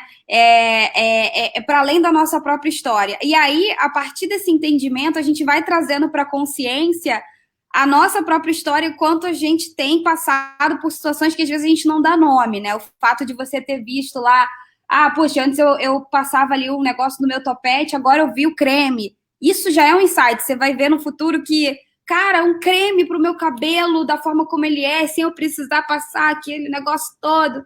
Então, tipo, são coisas que a gente vai dando nome e é toda uma jornada. Um parto, você vai dar um nome para aquilo. É incrível. Mas é uma coisa mesmo, você tem razão. E mesmo que eu nunca passei por esse tipo de situação, quando a gente vê outra pessoa passando, isso como eu falo, porque eu sou negro. Então, a situação da outra pessoa, a dificuldade da outra pessoa passa a ser minha, entendeu? Então, se for parar para pensar sobre racismo, eu também passo, porque se a outra pessoa da cor da mesma pele que eu passo, então isso se torna meu problema também, entendeu? E acho que é isso. Eu acho que as pessoas muitas pessoas negras não se impõem porque, tipo assim, não tá acontecendo comigo, tá acontecendo com o próximo, mas eu acho que essa barreira tem que ser algo que tem que ser destruída e, tipo assim, poxa, a outra pessoa tá passando por isso, então eu vou tomar essa causa para mim, porque se ela tá passando por isso, um dia eu posso acabar passando por isso, então eu preciso intervir nisso, e eu acho muito importante essa movimentação, sabe, de apoios. Mesmo que eu não passe por isso, eu não vou deixar outra pessoa passar. Então, se eu tiver como falar algo, eu tenho que me impor. Acho isso muito importante também. Com certeza. E até, já que a professora saiu e deixou a gente aqui... Não, eu fiz isso. Eu querendo botar a mensagem no quadro, eu tô tapando todo mundo, então... aí na edição do nosso ao vivo. Eu queria também te perguntar, Rodrigo, quais são as movimentações que tem aí no Colégio Estadual Leonel para poder falar sobre esses assuntos entre alunos, né? Não só dos professores. Tem alguma coisa coletiva? Entre os alunos, a gente nunca teve esse tipo de conversa, sabe? Porque, tipo assim, desde o tempo que eu estou estudando ali. Mas eu acho que a gente já montou uma estrutura já nessas lives, já começamos a ter uma estrutura, sabe? E mesmo quando eu não estiver mesmo estudando mais na Leonel, eu quero estar ali, sabe? Trazendo esse tipo de conversas. A Raquel agora é uma nova professora e ela tem ideias muito boas, sabe? E eu acho que isso é muito importante a gente trazer para o nosso colégio, e não só o nosso colégio, outros colégios, sabe? Porque eu acho que isso tem que ter muita importância, porque às vezes eu posso até ter passado por algum racismo, só que talvez eu não tenha nem prestado atenção, sabe? Foi como você falou, às vezes a gente acha que é coisa da nossa cabeça, mas isso é muito complicado, sabe? E eu acho que é muito importante. E em relação aos alunos, eu nunca tive esse papo com ninguém lá no colégio, e a gente nunca chegou muito a comentar sobre isso, não. Mas eu acho que é algo muito importante. Vamos ter agora. Vamos ter com certeza, Luana. Pode deixar que agora...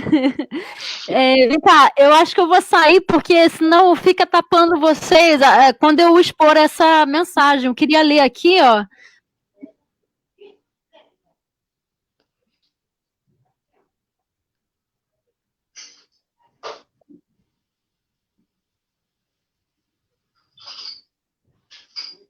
Professora, não estamos te ouvindo. Tá, eu não consigo... Agora já tá. Já tá ouvindo? Agora tá. Entendi. Se eu sair da tela, vocês não me ouvem. Então tá, eu vou ficar aqui. Para a gente poder ler essa mensagem aqui, da professora Elizabeth Caldas, né? Anos atrás, entrei na sala dos professores empolgada pela participação dos meus alunos em um projeto justo sobre racismo, comentei. Neguinho enlouqueceu com as músicas que trouxe, gerou um debate sensacional. E a diretora comentou minha fala com uma pergunta: branquinho, não? Só neguinho que gostou? Em resumo, percebi o racismo em minha fala e nunca mais usei a expressão neguinho. O que você acha disso, Luana? Eu acho que é fundamental, né, que a gente se olhe e perceba o quanto a linguagem ela é viva, né, no sentido até de reforçar estereótipos, e que, como eu falei, né, nunca é coisa da cabeça do outro, por mais que você ache, mas isso é tão pequeno, não importa, à medida que isso acaba servindo como uma forma de violentar o outro, né, quando eu falo assim, neguinho só faz besteira, neguinho isso, neguinho aquilo, é como se eu colocasse o negro como uma categoria simbólica, como aquele que é retratado como que só faz besteira. Acaba marginalizando, né? Acaba marginalizando. Então, a linguagem é viva e ela é repleta de significados simbólicos que extrapolam a intenção, né? Então, eu posso não ter a intenção de falar aquilo de uma forma grosseira, mas pela própria simbologia, o contexto que isso está inserido, né? O contexto que eu quero dizer entendendo que os negros são vulnerabilizados na sociedade que a gente vive. Quando eu falo neguinho só faz besteira, eu também estou reforçando isso, ou neguinho isso, neguinho aquilo. Então, a linguagem é viva, a gente pode repensá-la para poder não reforçar o racismo nos nossos linguajares e como microagressões. Legal, show. Professora Tatiane, de novo, Luana, você poderia comentar sobre o caso recente de racismo numa escola particular na Zona Sul do Rio? Eu discordo que os alunos que cometeram racismo sejam expulsos, porque isso não resolve, de fato, o problema. O que resolve é o diálogo, a empatia. O que você tem a falar sobre isso, Luana? Então, eu acho que tem algumas questões, né? Eu acho que eu costumo dizer que essa é muito mais uma questão de ex do que de ous, né? Então, tipo, ou expulsa ou educa, ou isso ou aquilo. Eu acho que os dois, né? Eu acho que, sim, uma medida punitiva também pode ajudar na compreensão da gravidade do caso, né? Enfim, você expulsar os alunos que cometeram aquilo para que eles entendam que ainda dentro de uma idade jovem, né, enfim, de 15, 16 anos, eles cometeram um crime e que eles devem pagar por isso, até para não repetir isso. Às vezes você precisa aprender na dor mesmo, mas, ao mesmo tempo, criar uma série de medidas educativas que também os alcance, se possível, para que aquela escola, aquele corpo docente e discente consiga pautar as questões antirracistas no seu dia a dia, nas suas práticas, e para além, obviamente, para além de um tópico, mas para ao longo do ano. Ou seja, se eu sou professora de matemática, vou trazer a história de um matemático negro. Se eu sou professora de português, vou falar da língua portuguesa, da vasta lusofonia que a gente tem, né, trazendo os linguajares de Angola, aqueles que nos influenciaram em termos da própria língua, né? Acho que, enfim, tem muito mais pessoas que falam sobre isso de maneira muito mais profunda. Tem especialistas no Instituto que falam sobre isso, como a Heloíse Costa. Então, é isso, né? Você trazer a pauta do protagonismo negro para diversas áreas do saber e você pautar as questões antirracistas também como algo para poder embasar as condutas dos professores e dos alunos e, sim, também aplicar, enfim, questões mais punitivas quando for o caso. É assim que eu vejo. Perfeito. Vamos lá, professor Miguel, com certeza vamos, a partir de hoje, buscar estreitar parcerias na formação docente nessa perspectiva apontada, será rico para toda a escola, e ele confirmando, professor Miguel, além de ser da equipe Leonel, ele é orientador educacional do colégio, então a equipe diretiva aí está fechando contigo, Luana, e com essa questão de trazer para a escola essa capacitação para a gente. Então, Caroline e Carol, deixa eu consertar isso aqui. É muito triste existir racismo ainda. Essas pessoas tinham que parar de ser ignorantes sem conhecimento sobre o assunto. Somos todos iguais. Acho que se o mundo deixasse de ser ignorante, o mundo seria bem melhor. Com certeza, Caroline. Eu concordo com a Caroline, mas eu acho que a gente tem que parar de apontar o mundo e apontarmos para nós mesmos, porque a gente está falando de uma estrutura que a gente também reproduz. E esse discurso, muitas vezes, já o mundo é ignorante, o mundo é racista, mas eu não, acaba colocando no outro essa perspectiva, enquanto a gente reproduz. Eu reproduzo o racismo.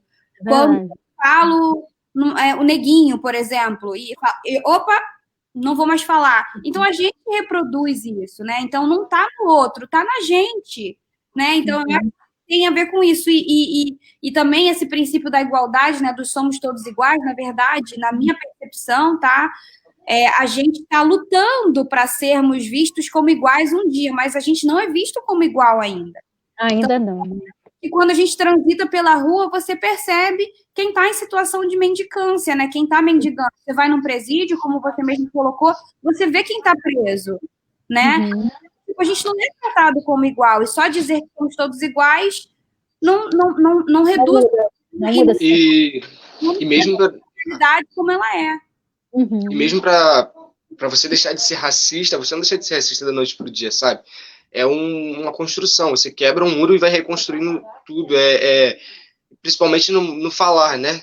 Você modifica seu pensamento, você tem que se policiar cada vez mais e para tentar ser menos racista possível, sabe? Eu acho que uma pessoa que ela é racista, ela não desfaz isso da noite pro dia. Eu acho que é uma reconstrução, porque isso, como eu falei, isso veio muitos anos, sabe? O preto sendo colocado como um marginal, como uma pessoa suja, e isso é uma reconstrução. Eu acho que esse negócio de a gente colocar como se foi como ela falou, acaba botando a responsabilidade nas costas do outro, sendo que cada um de nós temos que fazer a diferença. Acho que cada um fazendo a sua parte, deixando de ser racista e buscando algo melhor, acho que o mundo verdadeiramente o mundo começa a melhorar. Com certeza. Com certeza. E também tem uma questão, sabe, Rodrigo, que eu também queria convidar outras pessoas que estejam aí no ensino médio, né? Enfim, tenho mais de 16 anos, que daqui a pouco a gente vai ter eleições, né?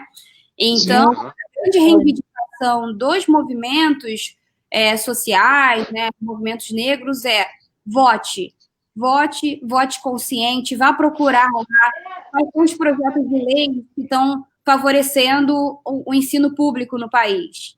Né? Quem é que está falando sobre isso? Quem é que está falando sobre pautas antirracistas? Você precisa pegar o tempo que você está no Google, que você eventualmente tem acesso à internet, e pegar um pouquinho do tempo que a gente fica, às vezes, no Instagram, no Spotify, ou, enfim, no Google, né? Isso para quem tem o privilégio de ter um bom pacote de dados e de poder ter acesso, que eu sei que não é o panorama geral, mas se você tem um pouquinho de tempo e de acesso, para além de acessar ali os Reels do Instagram, os videozinhos, o WhatsApp fofinho ali do cachorro dizendo bom dia, cara, pega um pouco desse tempo e vai pesquisar um pouco dos projetos de lei, quem é que você vai votar, a gente pode planejar isso. Eu acho que a gente também tem a possibilidade não só de nos colocarmos como parte desse problema, como você mesmo está falando, né? Então, tipo, eu reproduzo o racismo, então não é só o outro, eu faço isso também. Como é que eu posso mudar e o que eu posso fazer ativamente para poder fazer com que esse panorama mude? Você tem 19 anos, então se você fala assim, cara, até eu ter, sei lá, 40 anos eu quero ver um presidente negro, você precisa construir isso. Você precisa votar em pessoas como você precisa também fazer a sua parte, se candidatar, se possível, também, se queremos. Já que você vai representante, aí já está no meio caminho, e também você pode pesquisar projetos de lei, você pode montar uma página no Facebook falando, gente, vamos procurar projetos de lei que pautem a questão antirracista, que pautem o ensino público de qualidade. A gente pode fazer esse papel, sabe?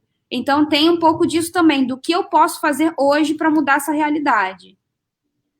Show. Professor Miguel falando. É um privilégio ter feito algumas disciplinas com a Luana no mestrado do Cefet Rio e vê-la atuando de forma tão relevante em espaços significativos em nosso país. Obrigada por ter aceito o nosso convite hoje para este bate-papo maravilhoso. Mas não estou finalizando não, tá? Só ali. Calma aí. Minha mãe está assistindo. Mãe, beijo. Que bom que você está aqui com a gente. Minha mãe também, grande exemplo. Julieta Viana, o Chico Brown, neto do Chico Buarque, é filho do Carlinhos, já declarou que pessoas se afastam quando ele passa na calçada com medo, talvez. Isso é um crime, com certeza. Um crime, enfim. Deixa eu ver aqui uma que eu vi. Peraí. Lúcia Borges Sanuto. Eu cresci em um colégio interno onde existia ofensa. Não, já lemos essa? Não. Eu cresci em um colégio interno onde existia ofensas às negras, onde a coordenadora dizia preto é podre, preto sujo, só nasceram para trabalhar. Não, já nascemos. Já nascemos, não, já li. Já vimos preconceito é um lixo. Não, preconceito é lixo. Quando meu filho era pequeno, eu tentei matriculá-lo numa escola na Tijuca. Falei por telefone e confirmaram a existência de vaga. Fui com ele à escola e assim que o viram, disseram que não havia vaga. Ele é anão e quase morri. É isso, são várias questões, né, que são das leituras que a gente faz e que a gente exclui as pessoas por conta dessa leitura. Quanto mais fora do padrão você tá, e o padrão é homem, branco, heterossexual, cisgênero, e se você for um homem, branco, ainda que branco, mas não, você vai sofrer alguns tipos de represália. Não são represálias em relação à questão racial, mas são outros tipos de exclusão que são previstas, né? E até questões de pensamento também, Luana. Por pensar diferente ou pensar de determinada forma, né? Do pensamento, com certeza. Lúcia Borges Sanuto, já fazem 42 anos que saí do colégio interno, estou com 58 anos e continuo lutando para esquecer esses atos de racismo que ela havia falado antes, a questão do... Né? É um grande processo olha só, professor Miguel Ângelo, como foi a experiência com Barack Obama e Luciano Huck? A gente quer saber, essa eu também quero saber. Assim, conta um pouquinho mais pra gente. Sim, não, então, foram experiências muito legais, assim, de diálogo Com Barack Obama eu tive exatos 2 minutos, porque era muito disputado, e foi em São Paulo no ano passado, e foi um encontro que eu fui convidada pelo consulado aqui do Rio de Janeiro, pelo cônsul atual, e ele me chamou para ser uma das lideranças para dialogar com Barack Obama durante a sua vinda ao Brasil. E isso foi super bacana, só tinha eu e a Rachel Maia, que foi a líder que eu disse que admirava, né, como mulheres negras naquele espaço. O Luciano Huck, inclusive, estava nesse espaço também, então o meu diálogo com o Luciano Huck não começou no vídeo, começou já há um tempo, e nesse evento a gente se encontrou. Então foi super legal, e eu falei com o Barack Obama, né, sobre o quanto a gente precisava avançar na pauta de igualdade racial, o quanto a gente precisava unir forças, inclusive, com os Estados Unidos, porque tem uma questão também que nos Estados Unidos a pauta é muito centrada em torno dos Estados Unidos. Eu acho que existe uma dificuldade dos Estados Unidos de dialogar com outros países em relação à pauta racial, por exemplo, para a gente unir forças, e eu falei um pouco sobre isso. E aí, bom, ficou um diálogo aberto, enfim, mas foi muito rápido também, mas foi super bacana e muito emocionante ver um líder que eu admiro tão de perto, né? Antes disso já tinha sido voluntária da campanha do Barack Obama, em 2012, 2013, então já não era a primeira vez que eu o via presencialmente, já tinha estado com ele algumas vezes, mas nunca tão de pertinho para abraçar e tal. E eu entreguei um livro meu para ele e pedi para ele entregar para a Michelle. Então eu falei, entrega para a Michelle, por favor. Você desenhou a pesquisa não, você desenhou a candidatura, né? O projeto de candidatura dele, foi isso? Não, então, o que acontece? Foi até por isso que eu falei sobre o poder dos estudantes, né, no que diz respeito a eleições, de voto, a engajamento em várias causas. Quando eu cheguei na Universidade de Wisconsin, em Madison, enfim, tinham várias formas de se engajar no campus com questões, né, diversas.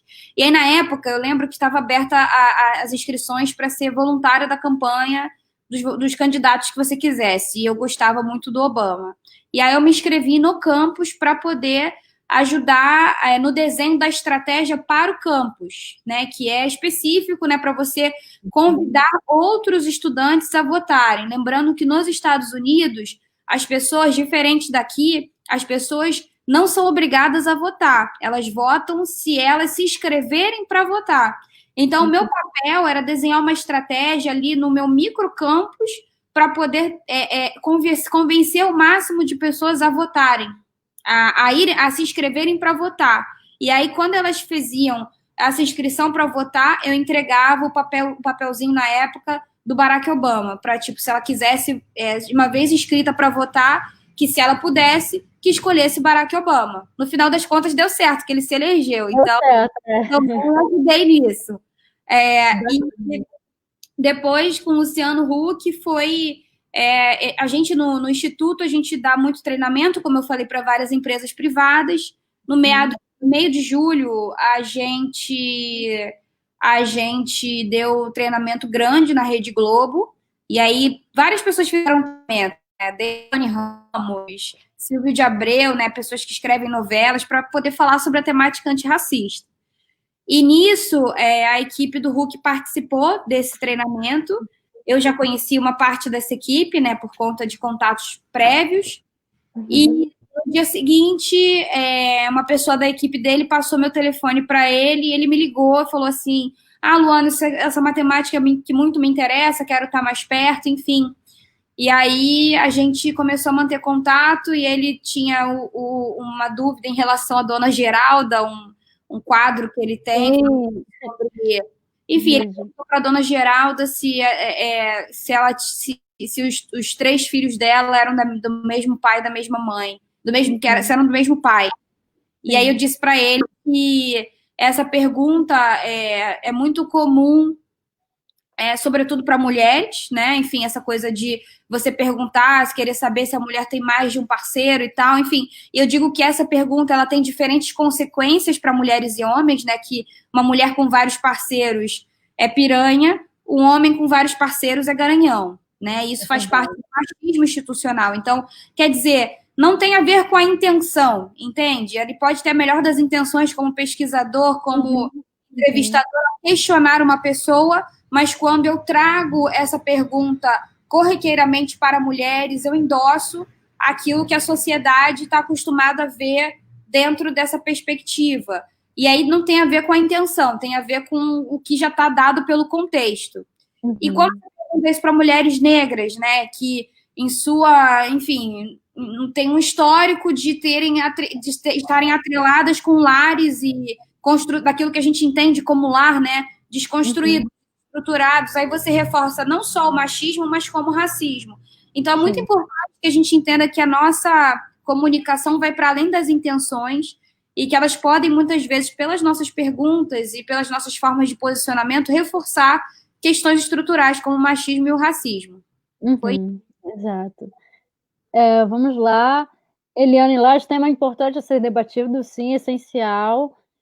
Eu achei interessante uma fala que ele falou, que eu me pego falando várias vezes, que ele falou que ele não enxergava a diferença. E eu acho que eu até falei isso, né, quando você me perguntou, que realmente é o que eu penso. E aí eu vi que ele falou, não, na verdade, não é o certo não enxergar, a gente tem que enxergar a diferença, e que existe, sim, ainda muito arraigado um racismo estrutural, e a gente precisa enxergar para combater, né? Enxergar, sim, a cor da pele, né? Sim, com certeza, esse é o princípio das ações afirmativas, né, de você enxergar características e questões justamente para poder incluir mais intencionalmente grupos que são subrepresentados, né? Enfim. Sim. Aí o Suamir Portugal falou, somos todos iguais, de fato, somos, mas ainda nem todos conseguem enxergar isso, né? Enfim. Exato, a gente ainda tem um longo caminho para percorrer, e eu acho que se a gente enxerga como algo que a gente precisa construir, fica mais fácil da gente entender que a gente ainda não chegou lá, como de fato os números mostram que não. Tem muito a andar ainda. Professor Joel, que entrevista maravilhosa. Luana, sua história é linda e você é super cabeça, muito show. Te agradeço. Antônio Carlos Pontes, sua experiência nesse hotel de luxo, Luana, comprova que precisamos todos enfrentar esse racismo estrutural, sim. Ele manifesta-se cotidianamente em situações prováveis e improváveis em instituições públicas e privadas. Com certeza, com certeza. Professor Miguel, fazendo uma pergunta do professor Lennon. Queria perguntar se ela tem acompanhado a discussão sobre cotas, se ela defende a manutenção dessa medida compensatória e de reparação histórica.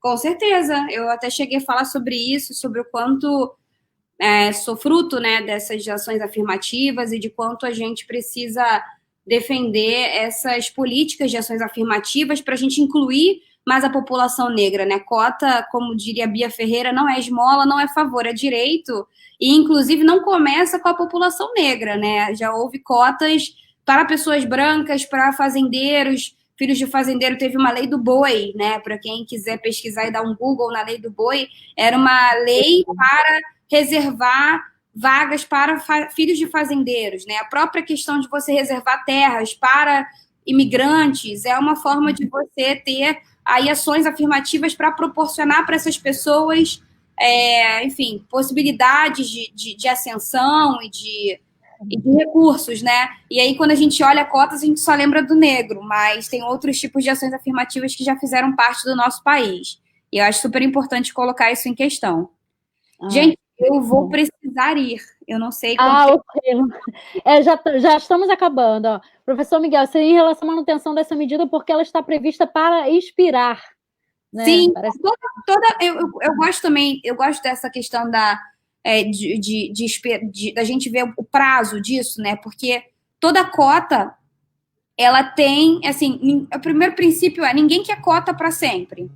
A cota é um direito.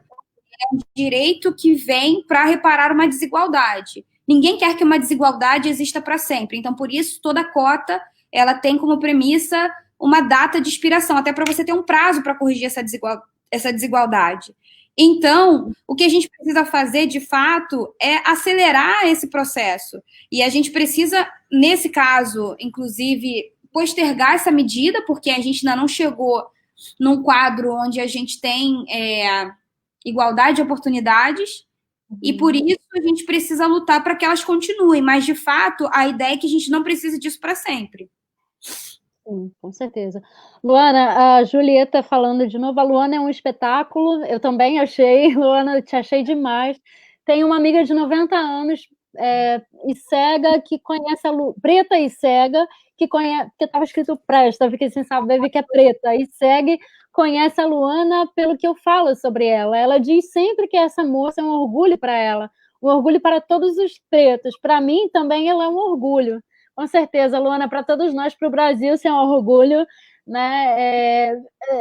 Tá na capa da revista Veja Rio também, que tá bem interessante, e tem alcançado aí a brilhantada grande mídia, tem atingido locais assim de visibilidade que é importante para que as pessoas se tornem cada vez mais conscientes, né, Luana? Eu te agradeço milhões, assim, estou super apaixonada pelo teu trabalho. Então, deixa um recado para os nossos alunos aí, um recado final aí, para quem está assistindo, espectadores, não só nossos alunos, mas quem tem um sonho, quem tem um ideal, uma causa social, enfim. Com certeza. Bom, eu vou deixar uma frase que eu sempre deixo, né, sobre, obviamente, a questão racial, que é: enquanto a cor da pele for privilégio para uns e problema para outros, será nossa responsabilidade transformar a igualdade em realidade. Então, a igualdade racial é uma causa de todos nós. A partir do momento que a gente entende que essa é uma causa de todos nós, independente da idade, independente da cor e raça, independente de onde você mora, e você entende que essa causa também pode fazer parte do seu dia a dia, a próxima pergunta deveria ser como, né? Como é que eu direciono, por exemplo, o meu voto? Eu sou adolescente ainda, eu estou me descobrindo no mundo, na vida. Você pode pesquisar mais sobre o assunto, você pode assistir mais vídeos no YouTube, você pode procurar ler mais livros, e-books sobre o assunto, você pode procurar se informar para justamente entender que o racismo não é coisa da sua cabeça, se você for uma pessoa negra, ou não é coisa da cabeça do outro, se você não tiver esse lugar de fala. Esse é uma coisa que tem que ser combatida, e que a gente, justamente por entender essas dinâmicas, fica até mais fácil da gente sonhar e se projetar. Por quê? Quando você sabe que não é coisa da sua cabeça, você entende que existe uma estrutura que está dada e que você precisa construir estratégias para lidar com ela. E isso torna as coisas bem mais simples, até de você poder encarar e construir seu caminho, sua estratégia e trilhar seu sonho. E aí se apegue, sim, aos bons exemplos, para você se mirar neles, para você construir a sua trajetória, né, como o Rodrigo mesmo colocou. O Rodrigo também já é um exemplo próximo, se mire também nos exemplos próximos, dentro do Colégio Leonel, como a própria professora Raquel também, para que você consiga enxergar e construir um horizonte de curto, médio e longo prazo para a sua carreira, para a sua vida pessoal, para o seu relacionamento, enfim. Eu acho que a gente sempre tem que se mirar em bons exemplos e começar a construir também o nosso caminho hoje, e começar a fazer o nosso checklist ali, começar a fazer a nossa lista de coisas que você pode fazer hoje, como ver um vídeo no YouTube, ler mais, se informar mais, e falar com seu professor ou professora para falar sobre a questão antirracista dentro de sala de aula, nas lives, enfim, são algumas questões que a gente pode fazer sem jogar a responsabilidade para o outro, mas para nós mesmos, né? A gente que sonha tanto também tem que fazer parte da construção desse sonho no dia a dia. Então, sonhe, mas realize também parte dessa responsabilidade que é sua. Luana, adorei a tua entrevista. Nossa, amei você aqui. Muito obrigada. E vamos manter o contato para que a nossa escola também tenha todos esses ensinamentos que você tem para compartilhar com a sociedade, com a nossa escola. Enfim, vamos fazer esse treinamento, sim. Queremos isso. Com tá certeza. Bom? Com certeza. Muito obrigada. Eu agradeço você. Obrigada mesmo. Ao Rodrigo, aí nos encantando com a sua voz maravilhosa. Faça com essa voz e muito. Parabéns. Obrigada, Rodrigo. Nós agradecemos, então, a você, nosso espectador. Boa noite, até o próximo entrevista. Estamos aí semana que vem, novamente, com um assunto aí para você, levando conhecimento até a sua casa, nesse tempo de pandemia. Se puder, ainda fique em casa, né? Não é tempo de nos expormos aí. Se guardem, ok? Então, até a próxima, até o próximo Entrevista Leonel. Boa noite. Boa noite.